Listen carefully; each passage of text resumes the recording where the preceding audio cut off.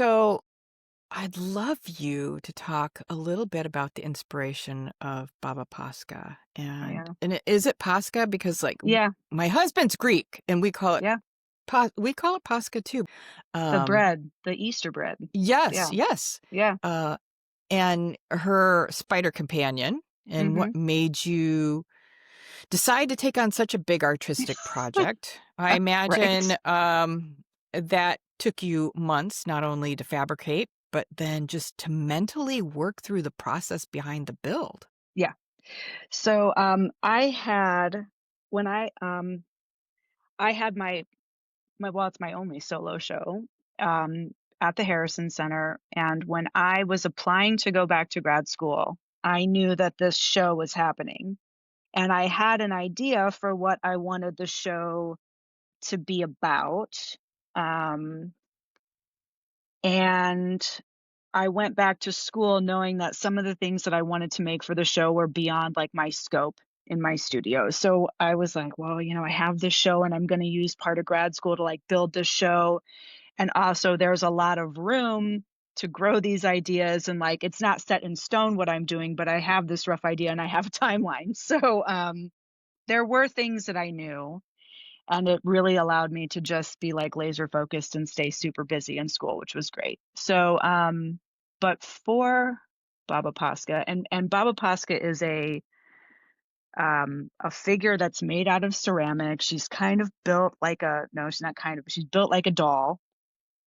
She has, a head that looks like a traditional, like, Ukrainian Easter I loaf love it. that my great grandma used to make all the time, and then she has the face of my great grandmother.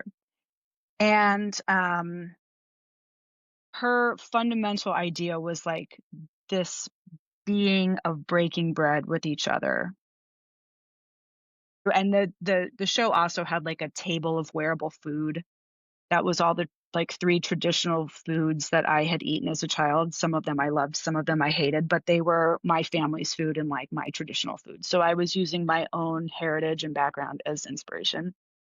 And I wanted to have the central figure of the room be bread, and the bread was not on the table, but it was represented by this figure. And that's what she was about, like, this aging woman's body, um, meant as, like, a crone, as wisdom, as, like, the epitome of kind of this knowledge and sharing and, nourishment of one another, that we I would love all be able that. to come to this table, and through just the act of breaking bread and sitting at table, we could overcome differences, or you could talk civilly to people. You could have this shared moment together.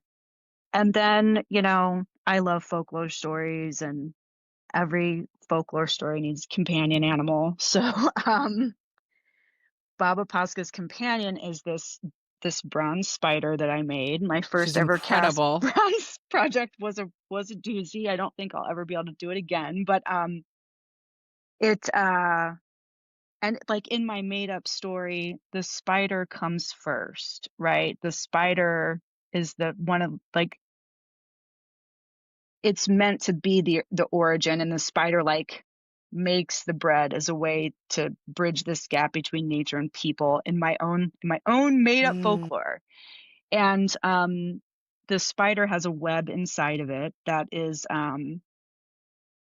I took old scraps and old clothing and just the worn out things of daily life, and my mother had written a family history for, my matrilineal side of the family in 1981 when I was a little kid, and she's a historian and a history teacher, and I always thought that was, like, the coolest thing. And so I transcribed this whole history on these rags, essentially, and shredded them and spun them into a thousand feet of web, and that web comes out of this spider, and then I invite people to add to it, so the web always grows. And the idea with that was, just how our lives intertwine and our histories intertwine, and we're made of, like, our stories, and how we all have these, like, common threads, and that the spider is this figure in folklore that comes up over and over again through time and place, and it's got,